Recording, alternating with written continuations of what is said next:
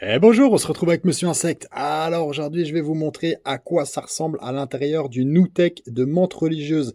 Alors ça, c'est pas une petite crotte de polystyrène, non, c'est bel et bien une Nutec de menthe religieuse.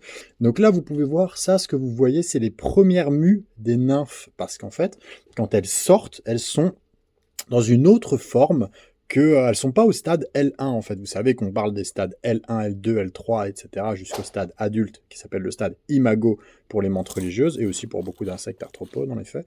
Mais quand elles sortent de l'œuf, elles ne sont pas prêtes à conquérir le monde, si j'ose dire.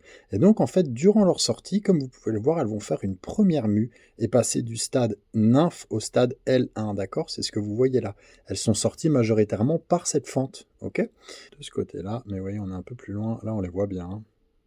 Splendide. Et donc, on va s'ouvrir ça. Donc, cette Outek, normalement, elle est vide. On va voir s'il y a eu quelques petits retardataires, quelques petits échecs, malheureusement.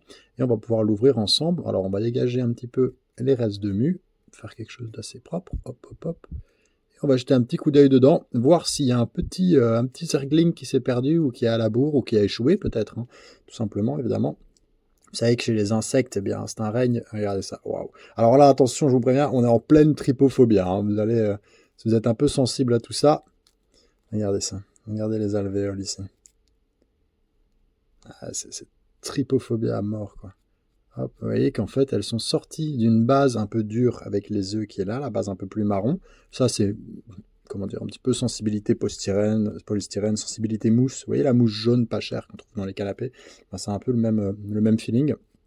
Et vous voyez qu'en fait, regardez ici, elles sont sorties de la base qui est à l'intérieur, elles ont fait des trous avec leur petit corps, là on voit bien les stries, hein. On voit bien les sillons, et hop, elles sont sorties ici, où elles ont fait leur première mue, et hop, elles sont parties conquérir le monde. Donc, est-ce qu'on peut en voir un petit peu plus? Alors on dirait qu'il n'y a pas d'échec, je vois qu'il n'y a pas de... Regardez, on va la mettre à nu, là vous avez vraiment la base, la vraie base de l'Outek qui est là. Ça, c'est vraiment les œufs. Ah, on a peut-être un petit échec ici, je vois qu'il y a une petite tache marron. Ou un retardataire, à voir. Oh, mais attends. Ça m'a l'air d'être un petit retardataire, ça. Alors, il faut y aller. Attendez, je remets l'image et on va continuer à découvrir ça ensemble. Hop. On va le sortir avec une minutie maximale, évidemment. Alors, normalement, il n'y a plus rien, hein. Normalement, c'est vide, mais ça date de ce matin. Donc, pour moi, c'est l'occasion de voir s'il y a un petit mort, un petit échec. C'est le règne des insectes, hein, donc vous le savez. C'est loin d'être des naissances assurées, évidemment, hein. Il y a beaucoup de morts dans les stades premiers. Là, je me demande si on n'a pas un petit retardataire qui serait pas encore en train de roupiller. Je vois qu'il y a une petite tache noire, là, parfaitement suspecte. Alors, soit c'est un œuf qui est mort, hein, c'est possible, hein, tout simplement.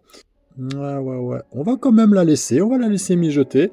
Je vais la remettre dans la boîte à Outek, et si jamais on a une petite sortie supplémentaire, eh bien, chouette, je vous montrerai ça.